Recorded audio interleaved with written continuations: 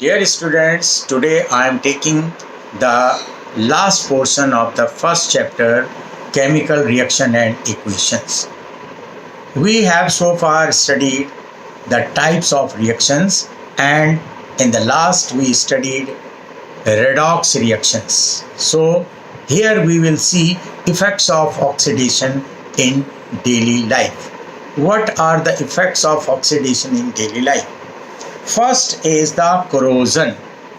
When a metal is exposed to moisture, air, acid, etc., for some time a layer of hydrated oxide is formed which weakens the metal, and hence metal is said to be corroded. Means the surface layer of the metal starts removing.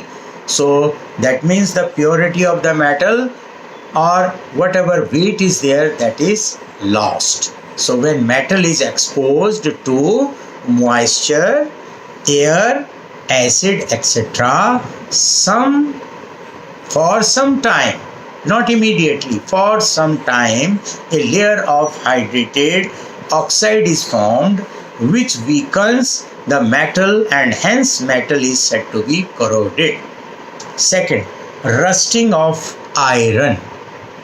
Black coating on silver and green coating on copper are some of the examples of corrosion.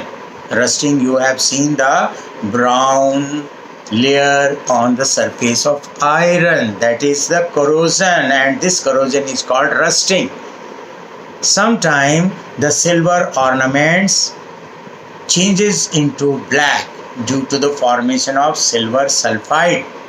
In the nature, hydrogen sulfide is present. That hydrogen sulfide combined with the silver, although silver is a very inactive metal, it doesn't react with any other one, but in the long time it is exposed to the H2S, then it changes into silver sulfide, that is the black coating forms on the surface of silver ornaments. And the green coating can be seen on the copper articles, whatever you kept in your drawing room or in your home. The copper surface get corroded.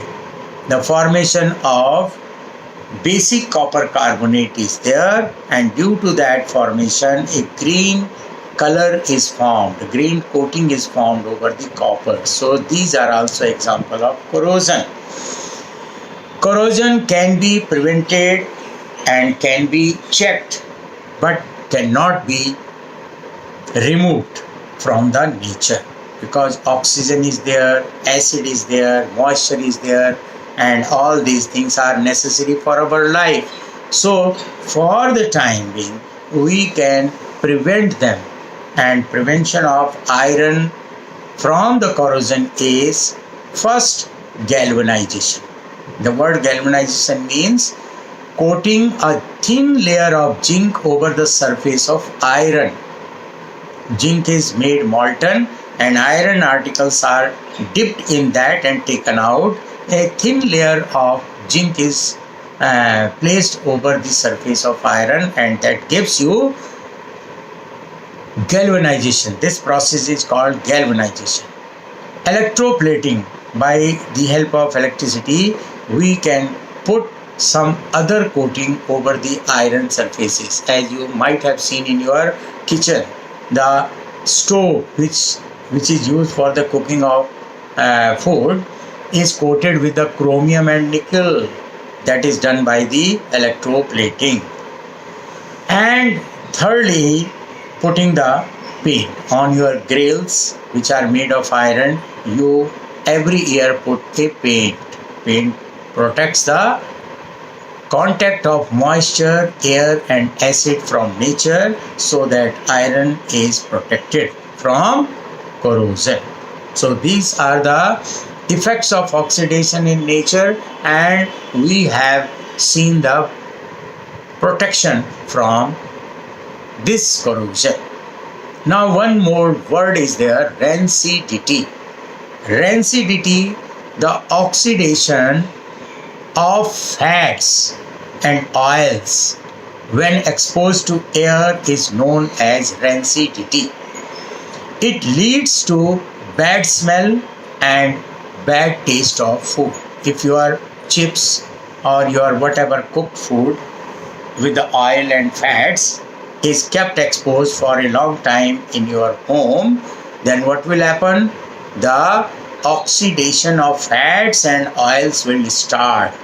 And due to the oxidation of fats and oils, these food taste, their smell becomes bad and foul smell starts coming from them.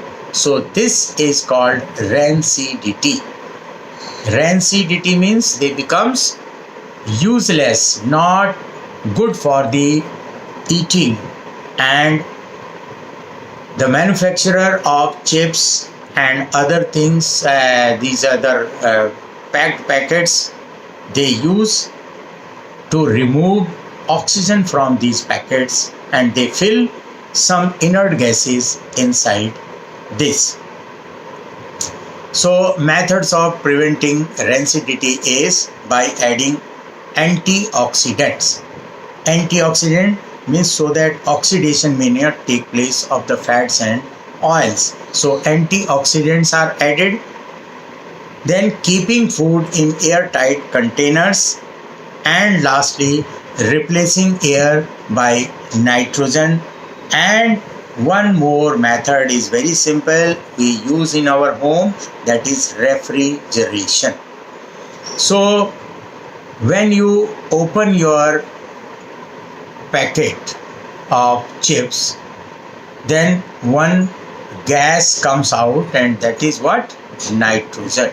Nitrogen is inert gas, and it does not allow any oxidation of fats present in the food. So this is the end of your first chapter,